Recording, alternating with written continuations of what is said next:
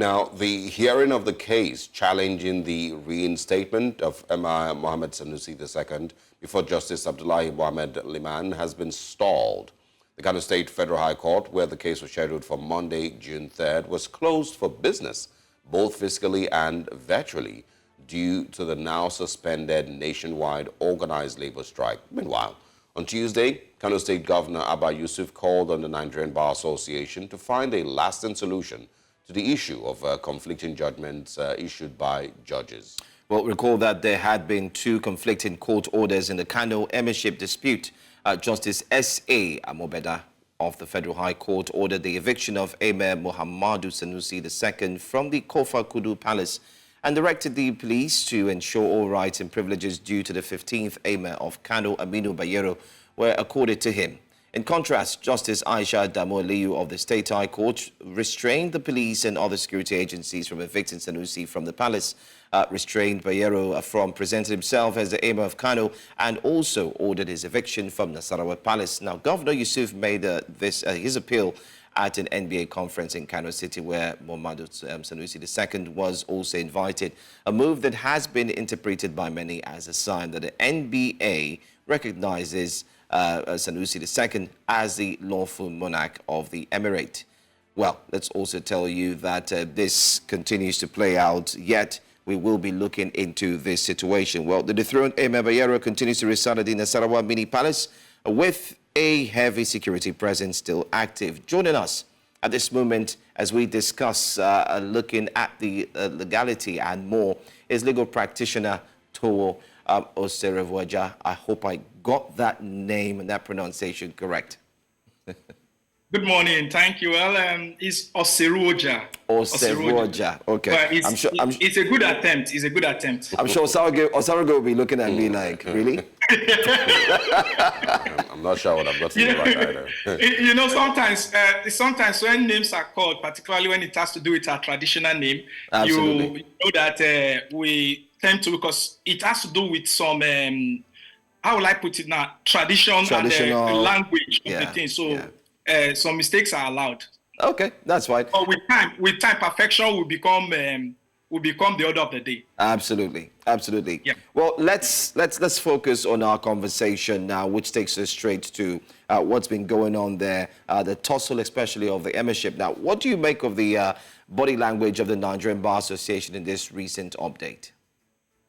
Well, I'm not in a position to speak for the Nigerian Bar Association, particularly when it has to do with the Kano branch, because I'm not authorized to do so.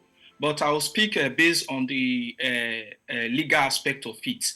If you look at it carefully, if we go through the memory lane, which we try to forget, similar issues, I'm not talking about the NBA inviting the current Emir of Kano, Similar issues happened far back in 1963, when it has to do with the dethronement of Muhammadu Sanusi, the Emir of Kano then.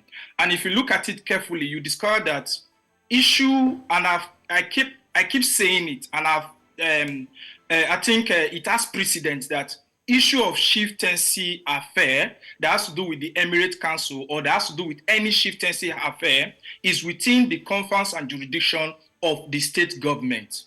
And I will still tell you categorically, as it is today, the Emir of Kano or the other emirate that has been scrapped are product of law made by the State House of Assembly. Irrespective of the process that was taken, irrespective of how the law was made, inasmuch it has fulfilled the legal framework for it to be transformed from bill to become law, it remains law until it is repealed or it is interpreted to be in contrast or in contravention with a provision of the Constitution or natural justice. So as it is now, if you look at the Kano State Emirate Council Law of 2024 that repeals the other laws that came into being in 2019. Remember, before 2019, there was only one Emirate Council in Kano State. Do you understand? And before the 9th March 2020, Emir Sanusi was the Emir of Kano before he was dethroned by the former governor of Kano State. And all these are as a result of laws. I don't know if you get it. These are as a result of laws made by the State House of Assembly. So I'm not in a position to speak for the Kano MBA, but if you look at it carefully, legally, as it is, we should look at the law, and I'm speaking from the law. All right. So I mean, the involvement of the second court order, you know, that seems to want the reinstatement of Emir Bayero. You know, are you saying that that court order may not have any legal standing? Well, first of all, you should look at there are three conflicting court orders. Do you understand? The three conflicting court orders, you will now ask yourself the question, why are these orders coming into play? There was an order of on the 24th of May, if my memory will serve me right. Do you understand? We stopped the Kano state government for implementing the law that has been passed. Do you understand? Then you see another conflicting order from on the 27th of May that also affirmed the dethronement of and the scrapping of the four emirates, merging it to the Kano Emirate, and also asking the eviction of the dethroned emir, the alleged dethroned emir. Then if you look at the other one again, do you understand? So at this particular point in time, anarchy is the order of the day. Which of the order to respect?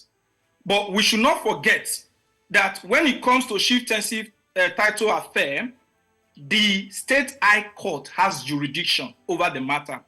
But when there are two equal equity, first in time prevail, which I'm of the opinion, that's why I think I'm of the opinion that the federal high court order would have been respected, further than whether it is set aside or it is appealed. Do you understand? But this one that they are conflicting order now, you will see that the Federal High Court earlier granted in 24 May 2024 will be seen as the first in time, which would have been implemented or respected. But you can see that the three of them, anybody can decide to go for whoever the order they want to respect. And they have legal backing for it because this is an order of court. This is an order of court. It's there for you to see which one suits your gain at that particular point in time. Yeah, you know, all of this really just, you know, seems to paint, you know, the picture of where the Nigerian judiciary is, you know, at this point.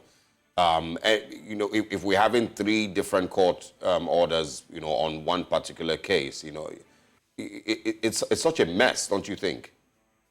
Well, I don't think so, because if you could see, if you listen to activities surrounding the crisis, you discover that the Chief Justice of Nigeria, in his fatherly wisdom and being the chief head of the judiciary in Nigeria, has summoned the Chief Judge of the Federal High Court and the Kano State, the Chief Judge of Kano State. And I believe that I'm not in a position to speak for them, and I believe that the NJC and the judiciary are working towards the event, the ugly event that that unfold as a result of the use of the mechanical use of the judiciary when it comes to political play and issues. Do you understand? But however, this has actually exposed the lapses of the judiciary, and I believe that events like this will strengthen how the judiciary work. Let's give them the benefit of doubt that, well, you know, they are part of the society. One thing you need to understand, that the judiciary are part of the society, but they are blind to the society, because it's what you bring to them. That is what they act on. That is the kind of judicial system we practice in Nigeria. So let's assume, and we'll give them the benefit of that the judiciary, the NJC, will look at what really transpired and see the possible way, if there is sanction, if there's anything they need to do to forestall such an ugly event from happening in future.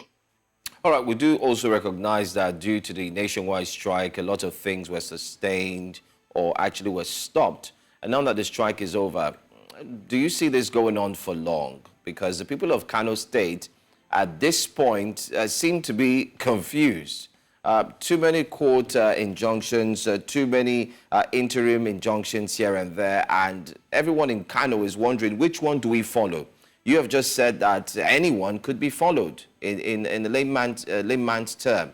But how long will this take? And most importantly, what are the risk factor that this could actually have, especially on the people of Kano State, and most importantly, on the Emirship as well?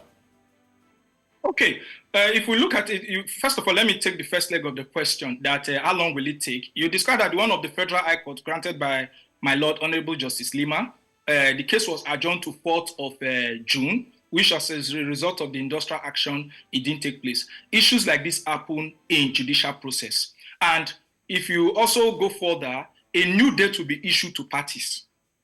A new date will be issued to parties. And as a matter of fact, these are issues of urgency. And looking at the security implication of this issue, I believe that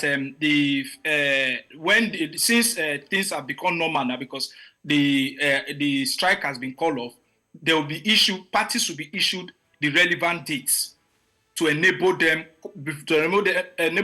appear before the court to canvass their arguments.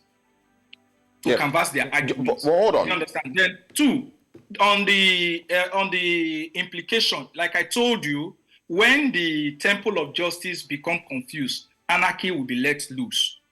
I'm not trying to say that the judiciary is confused, but like I told you, if these two orders or the three orders are to be respected, anarchy will definitely set in. But I really commend the wisdom in Kano State, what people have, the citizens, the way they react to the situation, and how the law enforcement agencies are acting, and even the state government, because we need to also commend the state government for the way and manner they are responding to the situation. Because if they are to respond in other ways, or if we look at Nigeria far back in 10 years' time, you would have seen that something drastic would have happened, because there would have been an allegation that, okay, well, somebody somewhere is trying to play this thing. But one thing I want people to understand is that this is not new in Kano State. Yeah. It is not new in Kano State. It has been a reoccurrence of history down the memory lane. Yeah. Political interference in the throne, do you understand? Even as far down to Sir Ahmadu Bello, do you understand? Then come down to the immediate past, Ganduje. Do you understand? There have been interference, but Kano is one of the most prominent traditionals too that we can respect, that we can hold on to.